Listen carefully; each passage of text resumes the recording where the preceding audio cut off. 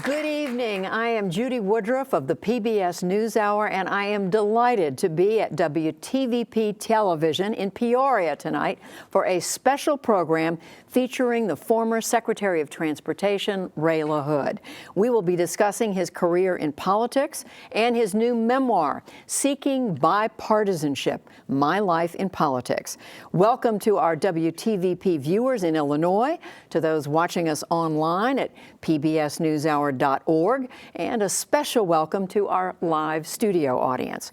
Secretary LaHood, thank you for joining us. Judy, thank you so much for doing this. It's great to see you, and congratulations on the book, which is just coming out. Exactly. So this is a remarkable story of someone who started out, you grew up right here in central Illinois, where we are. You didn't know from an early age you were going to end up in politics. Tell us a little bit about growing up and what you thought you were going to do. I grew up on the East Bluff in Peoria, and pretty common, ordinary household.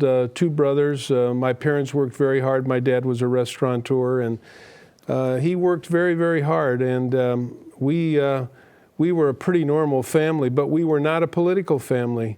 I could not have told you when I was growing up who the mayor was, or who the city council person was, or frankly, who the congressperson was. And it really was an extraordinary childhood, in the sense that it was a lot of family, a lot of friends, and the opportunity that I think Peoria has provided to a lot of people just to have a good, wholesome growing up. Well, when you did start thinking about a career, you were focused on being a teacher. I mean, Exactly. That's what you studied when you went to college. Actually, I went to 2 years of college nearby here at a community college, Spoon River Community College, and then came back to Bradley and taught school for a while, studied education, received my degree, met my wife Kathy at Bradley, and I enjoyed teaching very much. And when I started teaching kids the Constitution, which they had to take in order to graduate from 8th grade, I really started to get interested in politics and started paying attention to it, and started figuring out that public service and politics offered some pretty rewarding opportunities. What was it about the Constitution?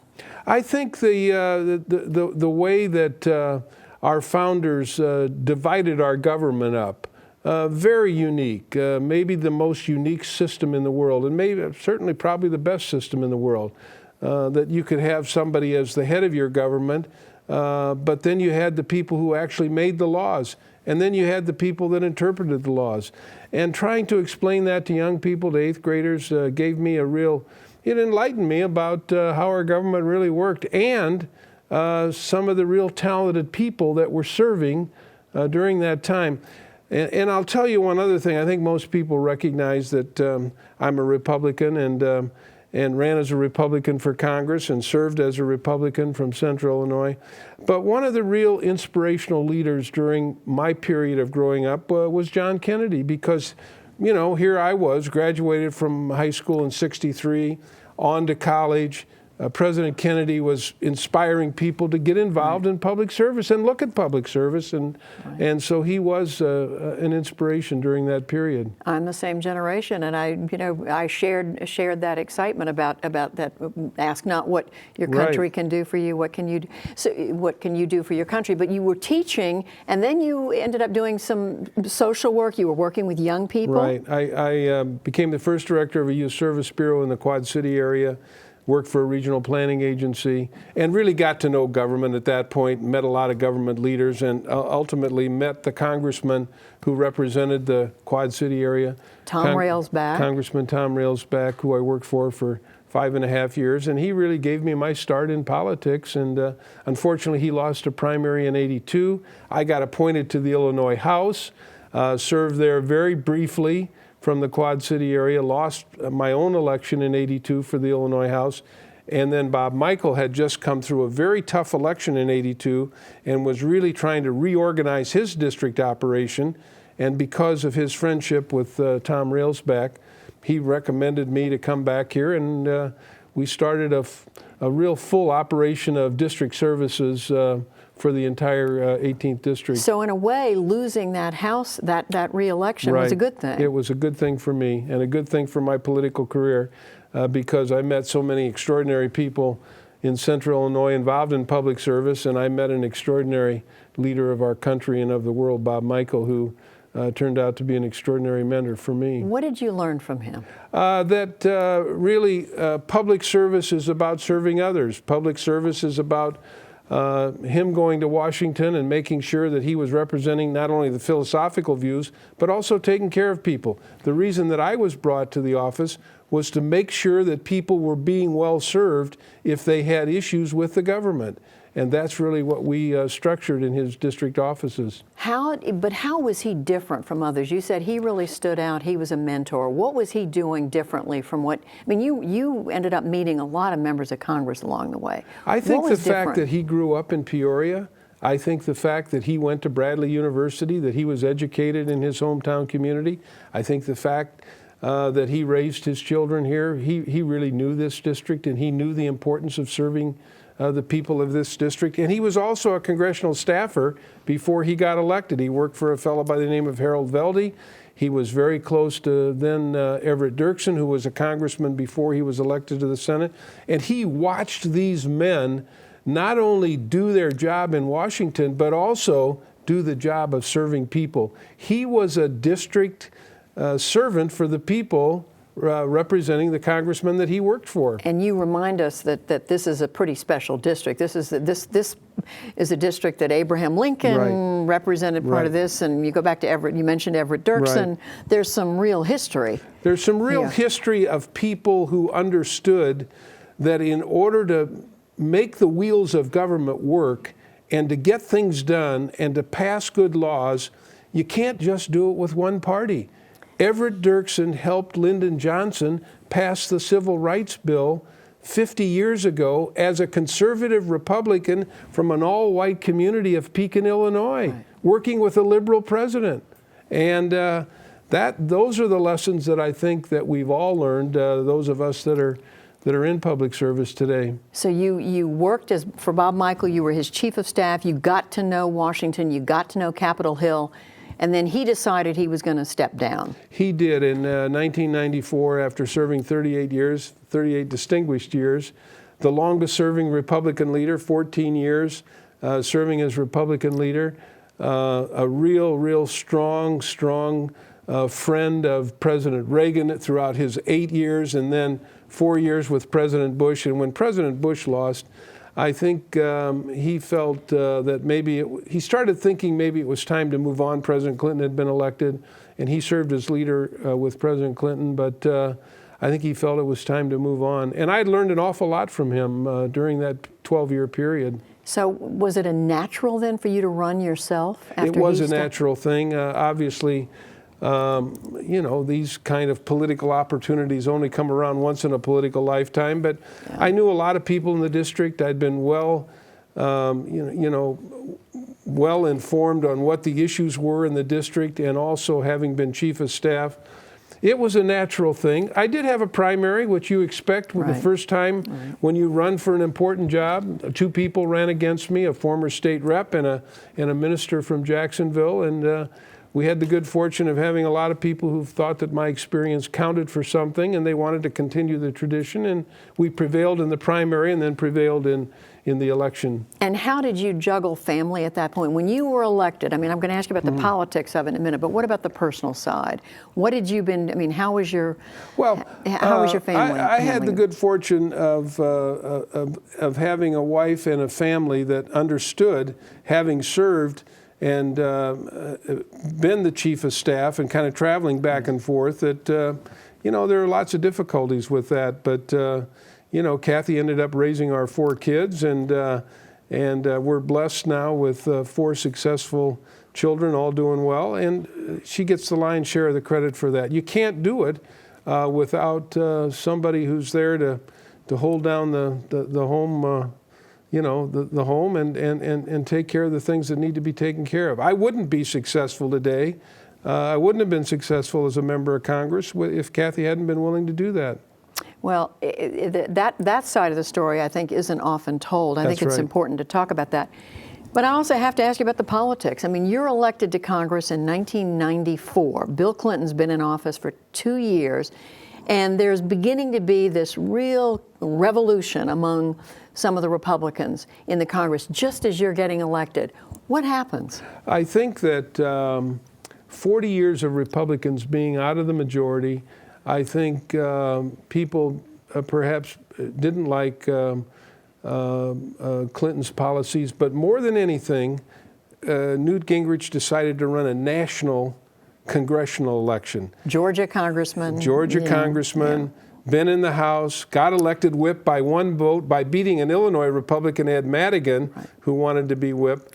So Newt becomes the whip, and he comes up with the idea of the Contract with America, which nationalized, for the first time that anybody can remember, a congressional election, where he went out to all of the candidates and said, sign this contract, boom, we're going to make this a national referendum on all of these items, promised people that they'd vote on all 10 of them within the first 100 days.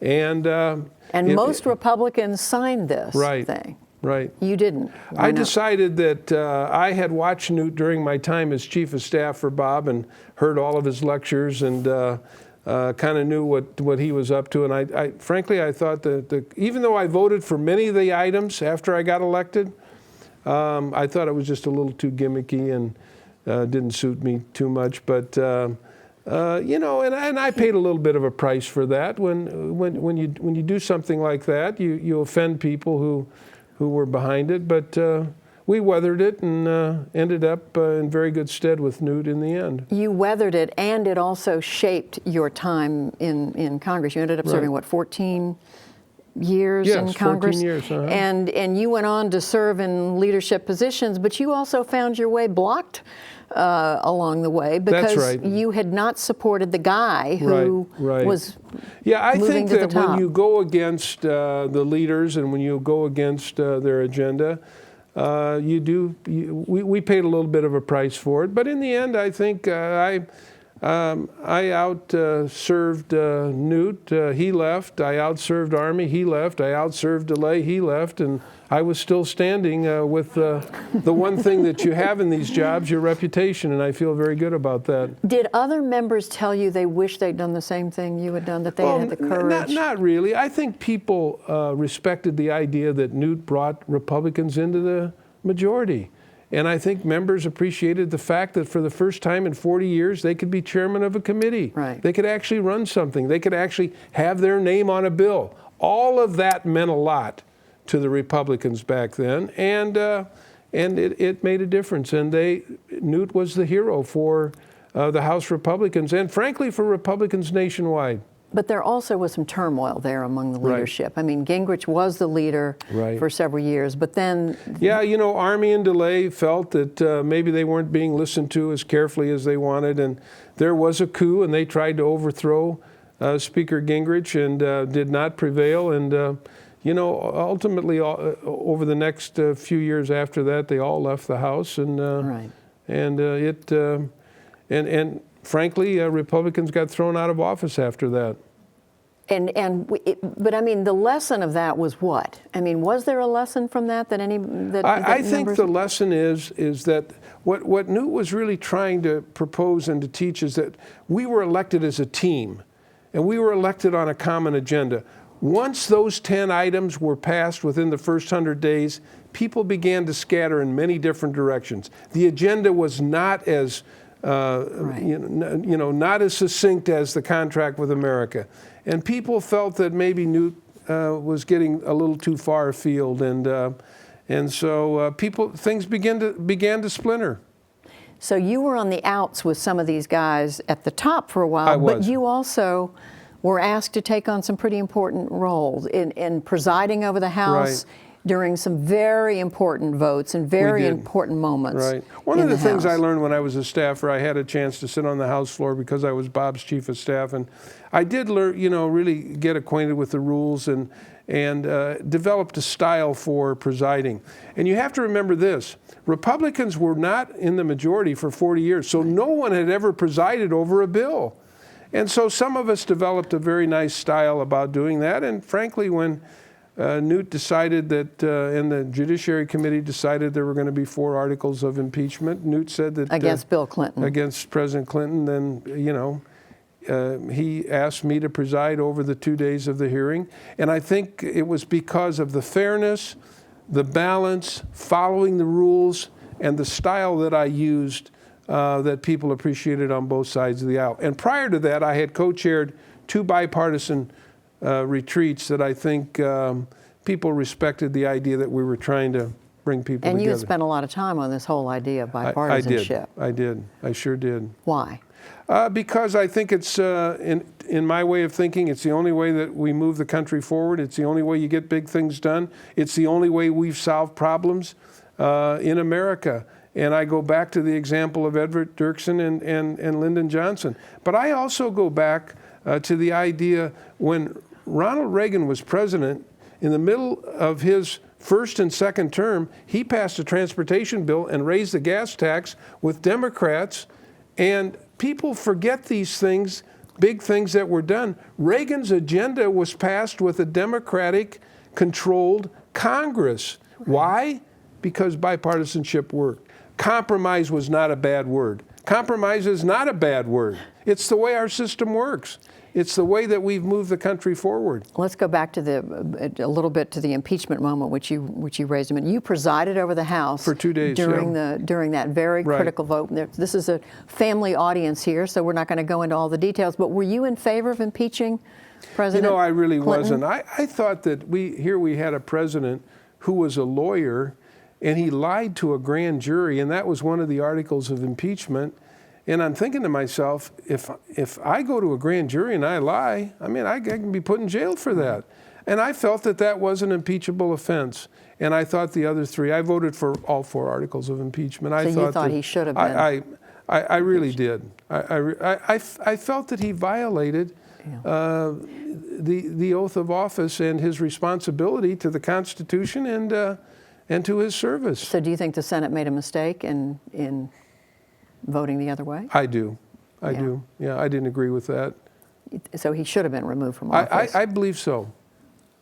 Do you, looking back on that time, do you think Washington handled it the right way and the Congress handled it the right way? I do. I think Henry Hyde, chairman of the Judiciary Committee, handled it very professionally.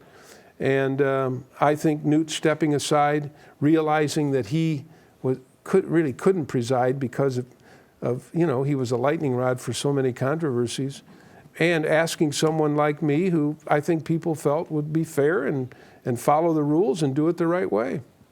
So the time came after that, though. You had served for, as we said, 7 terms. Right. And you decided what? After that period of time, what were you thinking? Well, I was thinking that we went into the minority. I didn't like being a part of the minority party. Nothing you can get done. Frankly, I was a little bored, to be honest with you, and it was kind of like Groundhog Day. And the other thing is, why did the Republicans lose the majority, do you think? Because they didn't really hold up their responsibility to get things done. It looked like, to the public, it looked like they were trying to throw Clinton out of office, that we were trying to throw Clinton out of office. But you were trying to throw Clinton That's out of correct. And we paid for it. Yeah. We paid for it because Democrats came back into the majority. Yeah. I think in the end, the American people want their Congress to solve problems, to get things done, to make a difference, the way that they do in their own communities. People in communities serve on church boards, library boards, school boards. They don't agree with everybody in the room, but what do? They sit around a table, talk to one another, and solve a problem. Why doesn't Washington do that? And we weren't doing that, and it was time for a new regime. So was there another, that's why I want to go back to the question about the way that whole thing was handled. Would there have been a better way to handle it so that Republicans could have kept the majority at that time? Well, I don't know about the postmortem on that. I think that we did what we did, and I think Newt was leaving office. Bob Livingston stepped aside because of his own infidelity and the public awareness of that. Denny Hastert was sort of plucked right out of the thin air by Tom DeLay to become the And so, you know, it was a difficult time. So you made the decision when the time came that you were not going to run again. No, I decided that, I mean, one of the things that members of Congress do, they come back to their districts and they do 10 or 15 things on the weekend. They go to parades and county fairs, and I had done that for 14 years, and I just decided that I hated to tell people no. I went to every bar mitzvah, baptism, confirmation, Holy Communion, anything anybody ever asked me to. I didn't like to tell people no, and so I decided that if I didn't really want to do these things, then it was time for me to do something else. And what did you think you were going to do? I had no idea. None. I really didn't, and Kathy wasn't too happy about that. Because we had kids in college then. So what happened at that point? What happened was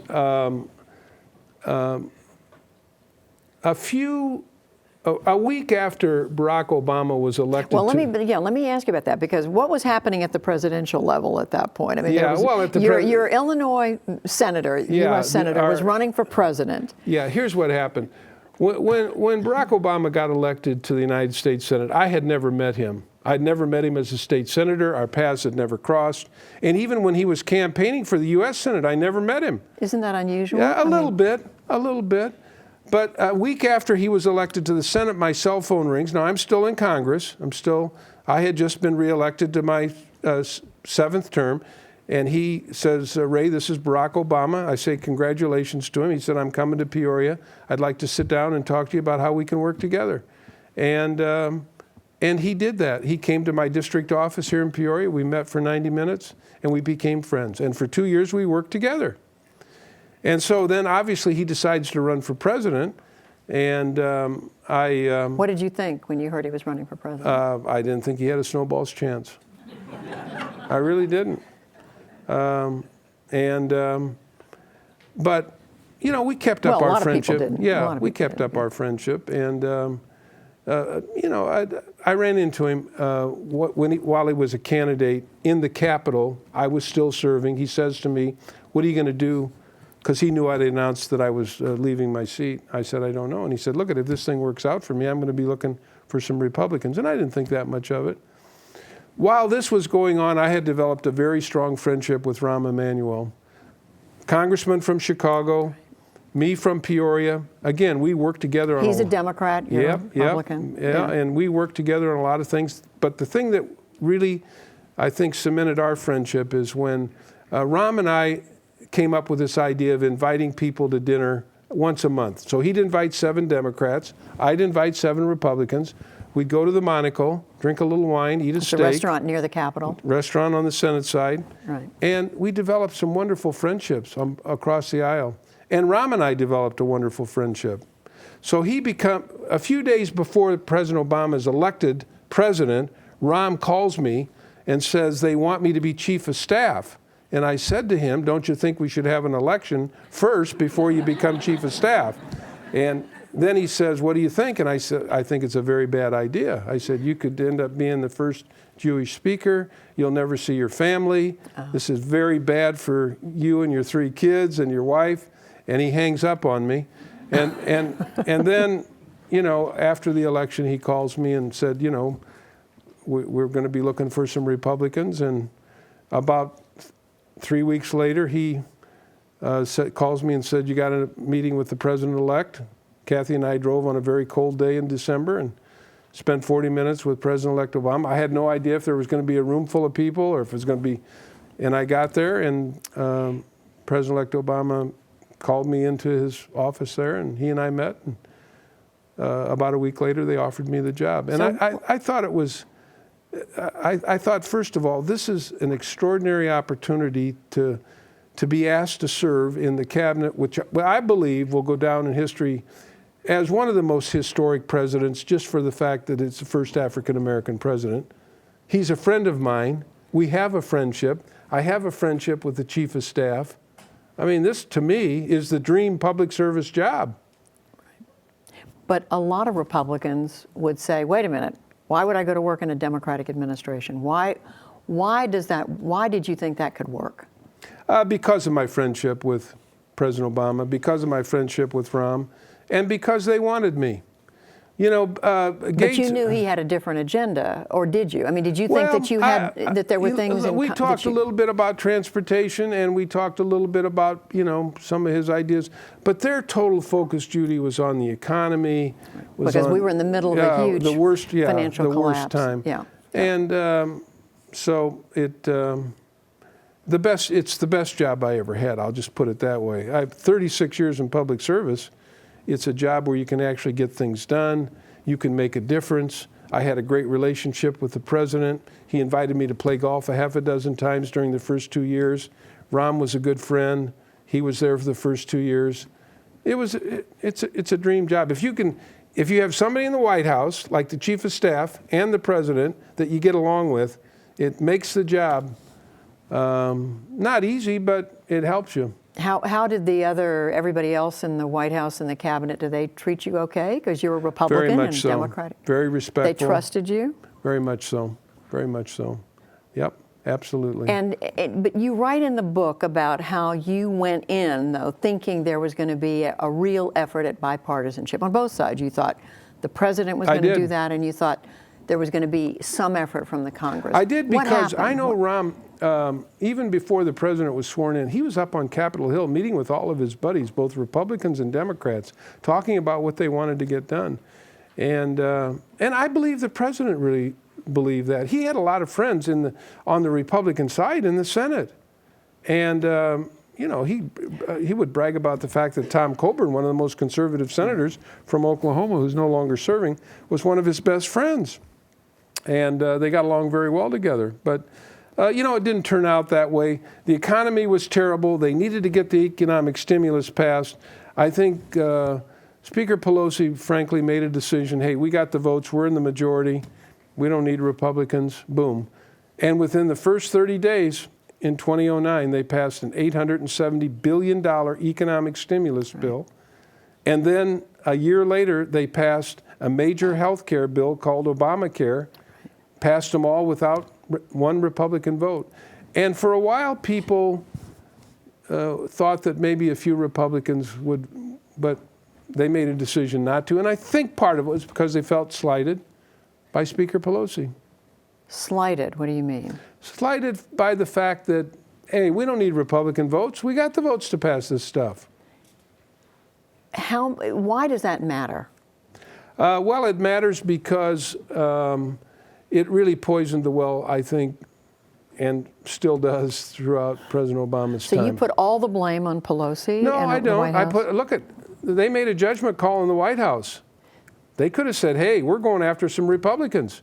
We're going to invite some Republicans down here for dinner and see, what do you need for us to get this bill passed? What does it take? What would you like in the economic stimulus? What would you like in the comprehensive health care bill? What would it mean to you? And a lot of that just did not happen. Well, if you talk to them, and I have talked to them about it, they would say that they did try to reach out to Republicans on the stimulus bill, and they did try to work with Republicans on the health care bill. But you're saying they didn't stick with it long enough. I think what I said is accurate. I think Rahm did try and reach out early on. And then I think they felt that maybe some of their requests or some of their demands or what they wanted perhaps was just too much, too far from what they wanted to do. Obviously, I wasn't in those meetings, and so I'm going on, you know, pretty much what I've, you know, my conversations with people. But you also had Republicans who were not anxious to work with the president. No, that's true. No. That's absolutely accurate. And why? I mean, you and I were talking before we came out here this evening about how historically there have been incredible compromises. You talked about Everett Dirksen. You just mentioned him a few minutes ago. Why today is it not acceptable to work with the other party in a way that it used to be? Well, because I think some of the people that are serving now simply don't believe in the process that we have. Some of the people that have been elected in government, or I think people that primarily the Tea Party, the 40 Tea Party members in the House, and maybe a handful in the Senate, came to Washington to vote no on everything, to be against government. Some of them don't even believe in government. They shut the government down last year. It's very, very hurtful, very hurtful. And And they have a way, now you've seen what they've done to Speaker Boehner. He's leaving that post because, you know, they didn't like his leadership. They didn't like his speakership. And he decided to heck with it. I'm out of here. And you saw where Paul Ryan, who will probably be elected Speaker this week, had to go to that group, try and get their endorsement. And so these are people that have a different philosophy about governing. They didn't come to Washington to compromise. They didn't come to Washington to solve problems. Look, we have about 5 big issues in this country: immigration reform, tax reform, infrastructure. The list, Which you know very well. yeah, I mean, and none of them are being addressed or being solved. Balancing the budget, cutting the deficit. I mean, right now, for example, there is a highway bill that has been sitting. I mean, Right. I mean, sitting for how long? Because there's no money and politicians don't want to raise taxes to fill up the big pot of money that we've had, the Highway Trust Fund, we just kick the can down the road. So what should be the approach for something like that? The approach should be that people should do what I think most people do in this country when they serve on boards and serve on committees. Talk to one another, figure out what the compromises need to be, figure out what people need in order to get to yes. And it's easier said than done, but it's possible. Why do you think it's possible? Because as people I think it's look at possible Washington because you right look now- at the trade bill that the president's been promoting, that's getting Right. bipartisan support. Right. And that looks like he's going to get that through. And you know, so that's an example here more recently, but there are very few. I mean, the vote, they're coming up, they're going to have to vote to raise the debt ceiling, Right. which happens every few years. Right. Ronald Reagan asked Congress, how many Right. times? 8 times to raise Right. the debt ceiling. Today, that's become a no-go. Right. Well, it's because it's a way to stop the wheels of government. It's the way for some of these members who think that maybe they can save a little bit of money or reduce the deficit. How do you see, I mean, as somebody who has worked in government as long as you have, who studied it at the local level, at the state level, at the national level, how do we get there? Because there are people who say to me, it's not just Congress that's divided, it's the American people who are divided. You've traveled a lot, you've talked to people. What do you hear when you talk to people about that? I don't sense that. I still have a home here in Peoria. I see our local groups get together, solve problems, work together. That happens all over America every day. And it's a result of people who volunteer in their church or volunteer in their community, work together, and they make things happen. And they're just befuddled and confused about why that can't happen in Washington. And it's simply a result of people not being willing to just sit and talk and figure out and compromise and reach an agreement. Well, let's talk about some of the factors here. I mean, some people say money is part of it. Some people say it's redistricting, the way congressional districts are drawn. Some people say, well, it's the fact that members of Congress don't bring their families to Washington. They don't get to know each other. People talk about the high price of living, having 2 houses. You live in Washington. What do you think is contributing? Well, I think it's a combination this? of all of that. And I think it's also a combination of, you know, in sort of at the beginning of '94, you began the advent of 24/7 news channels. I mean, there's only so much news, Judy. You know that. You pack a lot of news in the news hour in 1 hour, but 24/7? Come on. You know, you know, that's part of it. But part of it is you have to have people who make a decision that they're going to get things done. They're going to make things happen, and they're going to be willing to do what they have to do to get things done. And you know, if you find people that aren't willing to do that, they can really throw some grease in the wheels of government. Well, Or and some sand in the wheels of government. Sand in the wheel. Yeah. Sand in the wheel. But let's just pick money for one example. I mean, the Supreme Court has ruled that you can raise a lot of money on the outside, and it can go to these so-called PAC, super PAC political action committees, and they can raise huge amounts of money to putting somebody at an advantage over somebody else. Is that a factor, or do we focus too much on that? Members of Congress, the Tuesday to Thursday, a lot of us did it. You don't really get to know anybody. Don't get to Washington, right? No. And when you're in Washington, you're probably doing a fundraiser, or you're probably, going to a committee meeting. You don't get a chance.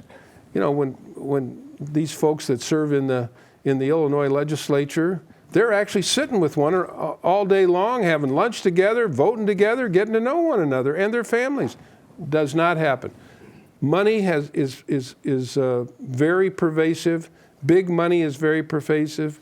The Supreme Court decision that allows wealthy people to accumulate a lot of money and not have to declare where it comes from or spend it however they want it, goes against everything that a candidate for Congress has to do, which is disclose every contributor and where you're spending it.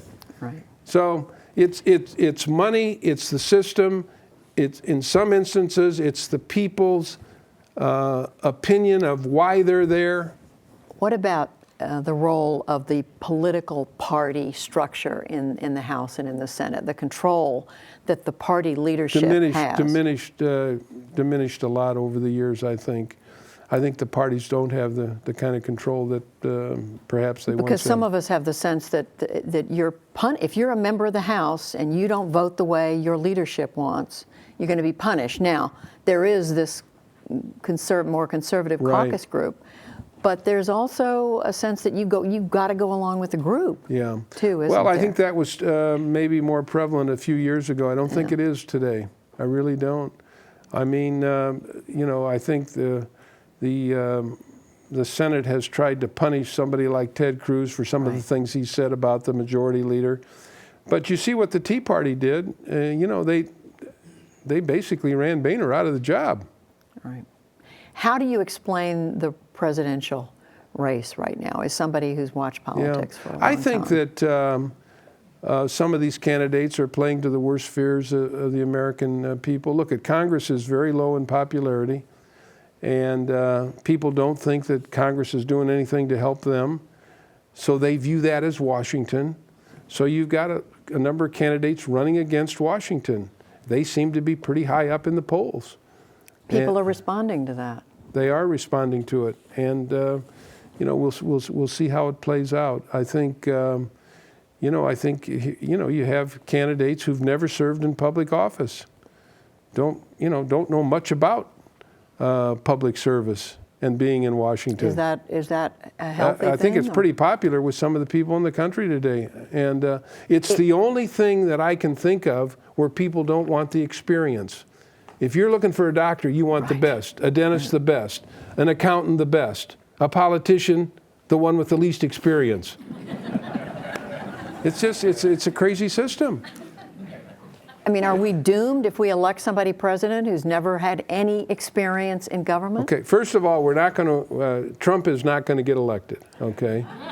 He's just, that was my next question. No, he's or not. Ben Carson. Yeah, or, I don't think Ben Carson, I don't think he will.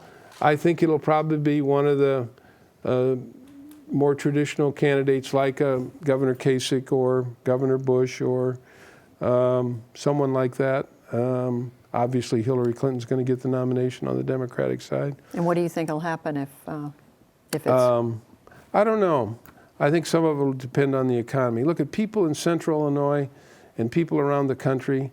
What they care about is are their kids getting a good education? Can they put food on the table? Can they take a family vacation? Can they afford college? And they're not thinking about a lot of this nonsense that these people are talking about. They really aren't. And they're going to be looking for somebody. The reason that I think Bernie Sanders gets thousands of people at his rallies, young people, is because he's promised all these young people he's going to pay their college tuition. And they're all sinking under the debt of their college debts. And they see a guy who said they're going to pay for all of it. I think that's the fascination. And you're saying you don't think he can deliver on that if he's... Well, I don't think he'll get the nomination, but... Well, before we leave, last question, before we leave everybody utterly despairing over the state of politics, if you're a young person and you're thinking about whether to go into public service or not, what's your advice? Go into public service. get involved. Even with this mess that you're Yeah, describing? because you can make a difference. We need good people in public service. We need people who believe in the job they're running for, believe the job they're running for, they can make a difference, believe the job they're running for, they're not going to get their own way all the time, but they can improve the quality of life of the people that they serve.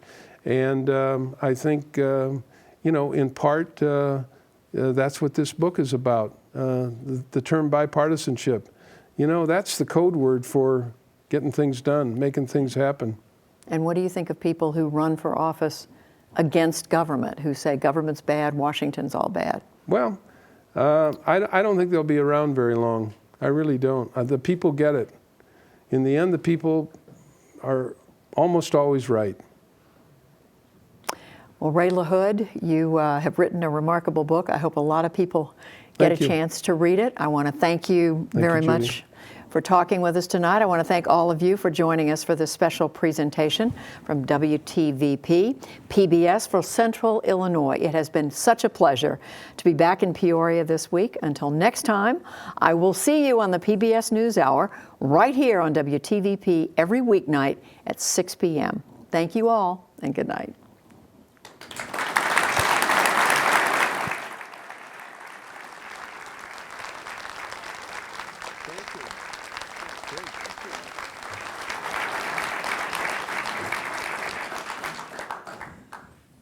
Now, I think we're going to take a breath and we're going to open this up to all of you in the audience, unless somebody tells me I'm moving too quickly here to questions. Let me, Judy, I think it would be interesting for people to know what your life is like. How, when do you have to get to the studio? How much preparation do you have? Just tell us what it's like to be the anchor of such an extraordinary show with an extraordinary partner in Gwen Ifill. Wait a minute. I think people... I agree with you. Extraordinary partner. Are you turning the tables on me? Yes. Well, I mean, what good does it have you here unless we can find out a little bit about you? Well, I will tell you, I don't have as exciting a life as Ray LaHood does, because I don't get to know all the things that go on inside of government, which is what all reporters want to know. We all want to know everything they're doing, every minute, what they're thinking and what they're going to do. But to answer your question, we get to work somewhere between 8:30, 9:30 in the morning. We have a planning meeting every day, about 9:30, 9:45. We plan what we're going to do on that night's show, but we also plan ahead for the next night and the next week, and sometimes even the next month. Some of our meetings run 30 or 40 minutes. They've been known to run an hour and a half when there's a lot of news and we're trying to figure out what we're doing. But we launch the program in the morning. Sometimes segments are already known to us. For example, if we know there's a debate that night among the Republican or the Democratic candidates, we may have already had a story prepared on what we're looking for on the debate. Or some other story. We have pieces that have already been done for us, say on the migrant crisis in Europe. There have been a lot of stories about that recently, or, as you know, usually, unfortunately, bad news out of Afghanistan, Syria, Yemen, one of these other places in that part of the world that are struggling, Ukraine. So we try to make the show, Ray, every night a mix of things that are happening that we think people want to know about and need to know about. So that means what's going on in this country, in our presidential campaign. Maybe there's a story about the campaign. Maybe there's a story about education policy. We do a lot of reporting on education in the United States. We do a lot of reporting on health care. And especially, we did stories practically every night during the time when the Congress was debating health care reform. And we've looked at it frequently since then. So we try to look at the things that matter to American families. We look at issues like Social Security, Medicare, Medicaid. How are we doing with inequality and equality, economic inequality in this country? There's a fabulous reporter for the program you may recognize named Paul Salman, who comes on the NewsHour every Thursday night. He used to come on, whenever he finished his piece. We now have him coming on religiously every Thursday night to look at another aspect of the American economy, whether it's how are small businesses doing, how are businesses doing in training young people, Are we doing, should we look at a minimum, raising the minimum wage? And Paul will travel around the country. He's been to Seattle, he's been to California, Texas, I've been to Illinois, he's been all over, he's based in Boston, but he travels around the country interviewing workers and employers and academics and talking to them about how the economy's working. So that's an important commitment to the show. We've got a real commitment to foreign policy, as I mentioned. Margaret Warner, my colleague, has done a lot of traveling, and whether she's traveling or not, she's constantly reporting on that. Gwen and I both of us have a love of politics. That's what we cut our teeth. I covered politics coming from Georgia. Gwen did.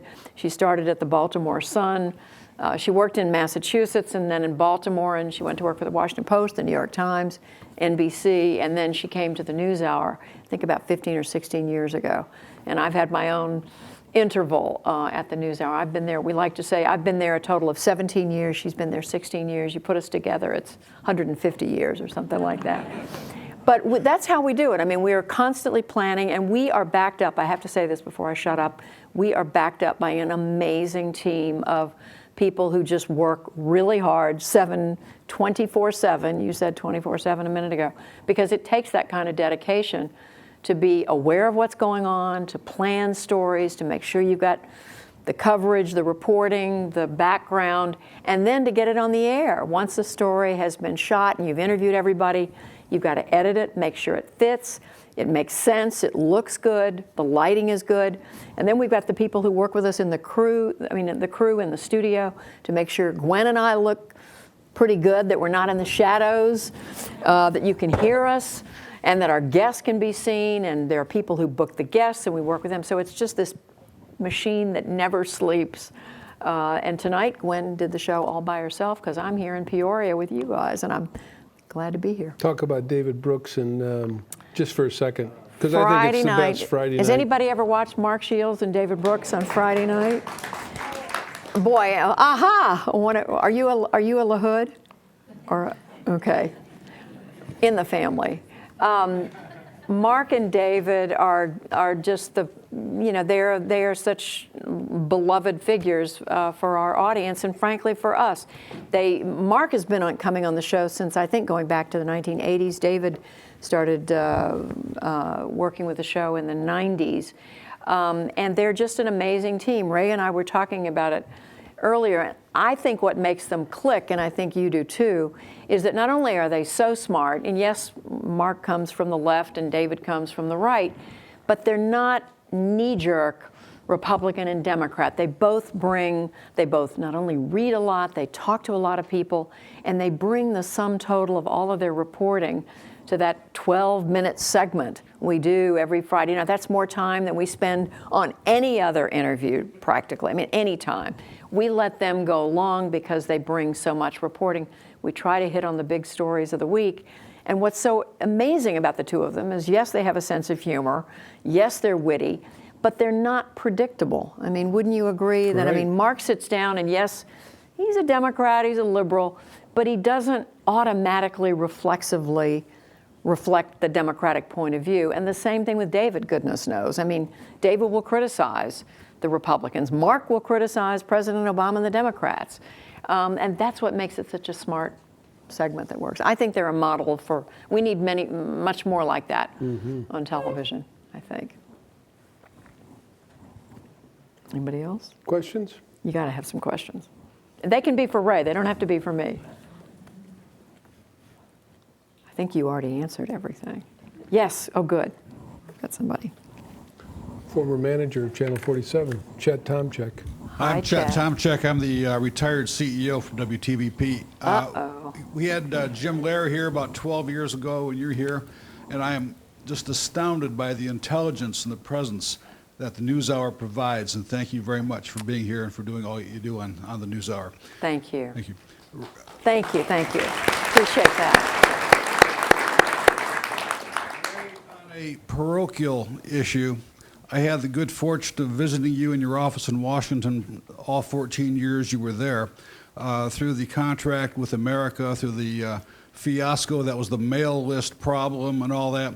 And I just want to say thank you publicly for all the support that you've given to public television, to all the wise counsel to the finger shaking with the and telling us about throwing red meat to our enemies, but always being honest and wise and a good friend to public television. Thank you very much. Thank you, Chet.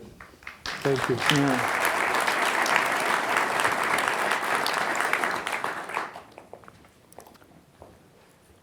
I was in Washington. Introduce yourself. Tom McIntyre, retiree.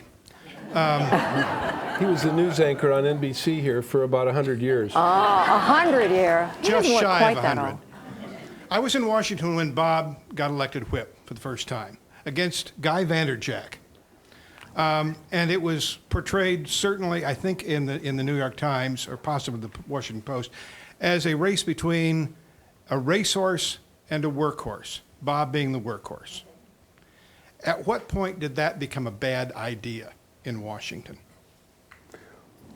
Well, I think that when Newt was elected whip, he ran against Ed Madigan, and Madigan was considered somebody who was a good vote counter, but Newt was, you know, he really, I think people wanted to change. They wanted to shake things up.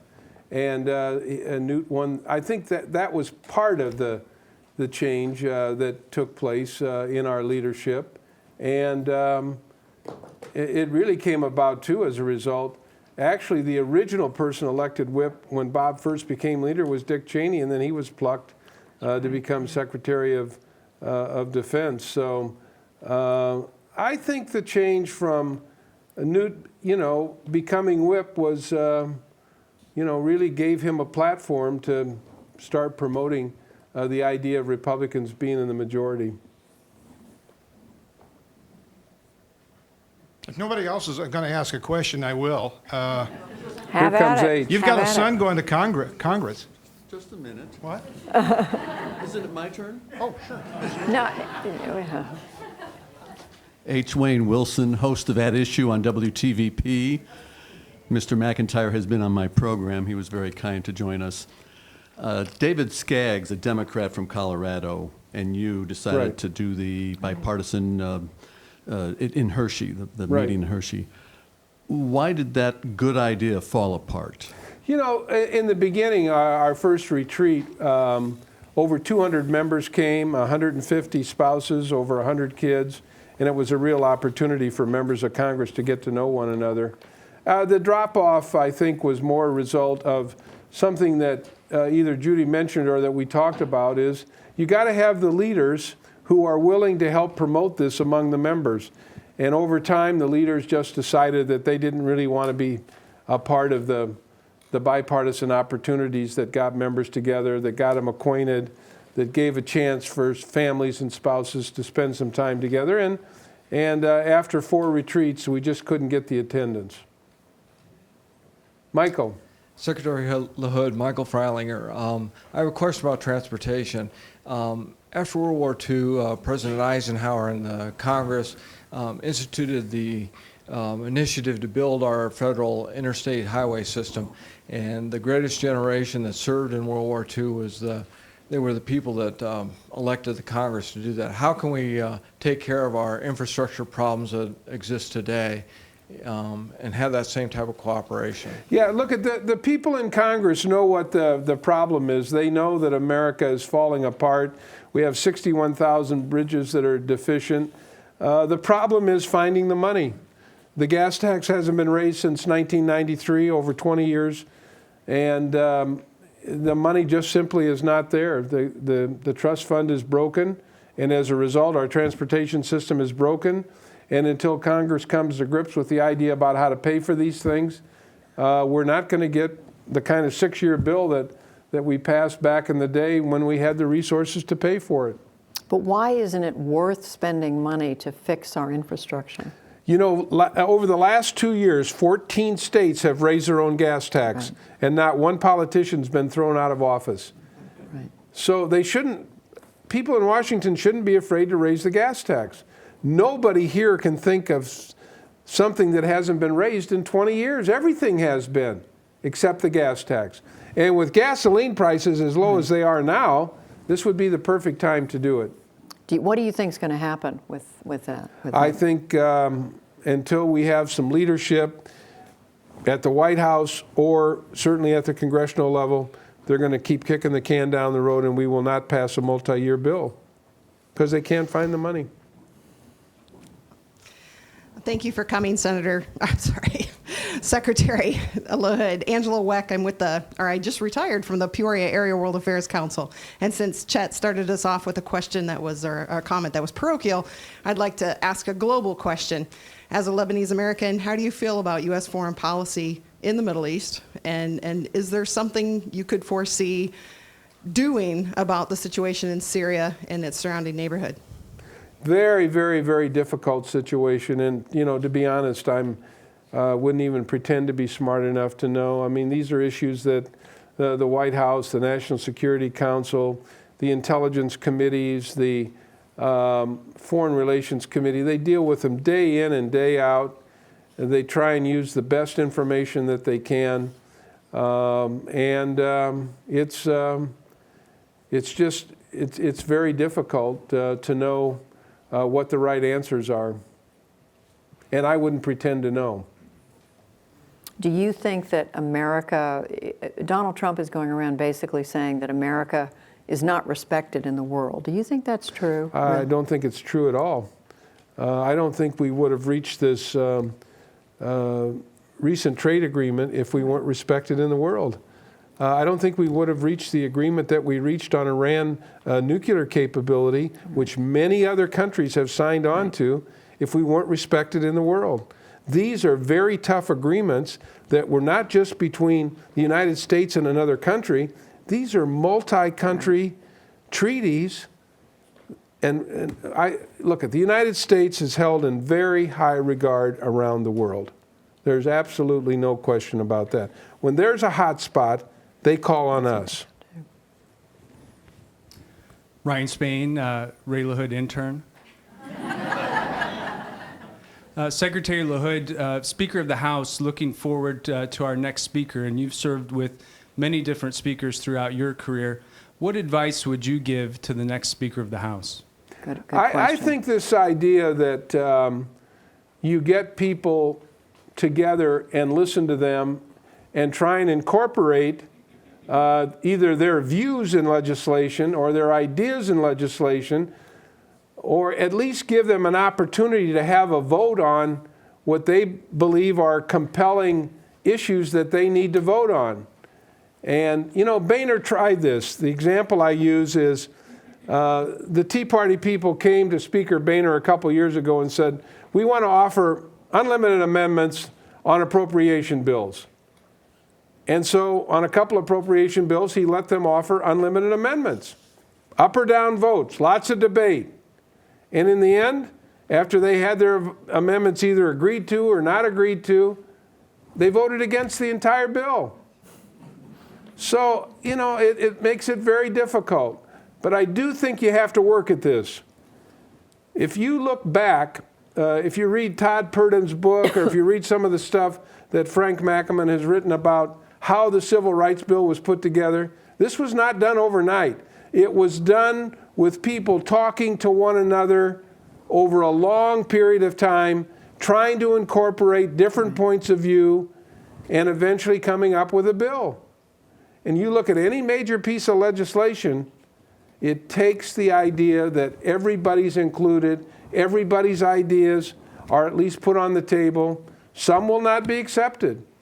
No one of the 435 in the House gets their own way. No one of the 100 senators gets their own way. But at least if they have their say, then they feel like they've been a part of putting together the solution. What do you think of the so-called Hastert rule, this idea that you don't, unless you get a majority of Republicans to vote for something, then forget it. I think it's a very, very bad idea. Very bad idea. It destroys the kind of opportunities for people to have their say, or to, a lot of these issues, transportation, immigration, tax reform, would be solved if every member is allowed to debate it and vote on it. When you get elected speaker, You're not the Speaker of a party. You're the Speaker of the House. You're the Speaker of the 435. But over time, we've devolved around the idea Right. that you're the Speaker of the party. So Newt became Speaker, and, Hastert came up with this idea that if we can't pass it with just Republicans, the heck with it. We're not going to vote Well, on it. isn't Paul Ryan committed to that now? It sounds like he's moving in that direction. So we'll see. We'll see. Anybody else? Let me just say two big thank yous. This book would not have been possible without Frank Mackaman, an extraordinary wordsmith, somebody who I worked with over the years. I've read a lot of Frank's.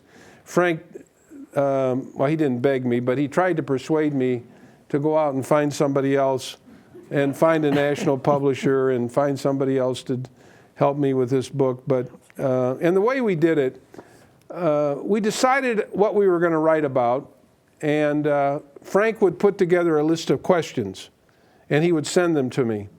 And then he and I would sit together, and he would put 2 tape recorders on a table, and we'd talk through the questions, and then he would write, and he would do a little research, and then he would write that chapter. And I'm not capable of the kind of writing skills that Frank has, and so I am forever grateful to him for his extraordinary work on this. And someone asked me, why I did this, and really, the truth is I did it for these guys and gals sitting here that, maybe 20 years from now, when one of these young people decides they want to get in politics and they want to see how we handle things. And a cute story with that is McKay, one of our older grandchildren, a few years ago, when he heard that I was going to work for Obama in his administration, said to his dad, "Dad, I thought we were for McCain. Wasn't Grandpa Ray Ray for McCain when he ran for election?" And so hopefully 10 years from now, Mac can go back and look at this book and figure out why I decided to sign on with President Obama. And the second reason really is for the ages. When I heard about the fact that a guy like Todd Purdom, who's a very well-known writer, decided to come back and look at Everett Dirksen's papers about how they solved the Civil Rights Bill, I thought maybe someday somebody, if wants to know what was going on 9/11 or what happened during the 2 days of impeachment, maybe doing a little research, they'll be able to pick up this book and maybe we will have lent something to the ages, so to speak. Some great stories in there. We only touched the surface. And finally, you can imagine how many requests and how busy Judy Woodruff is. And when we called her, not like for 1 second did she even think about it. She said, "Yes, I will come," because obviously she's so committed to public television, but also because of the opportunity, I think, to meet so many wonderful people like all of you who are supporting public television. Judy, thank you so much for being here. Absolutely. It's an honor. It's an honor. Thank you. It really is. Thank you.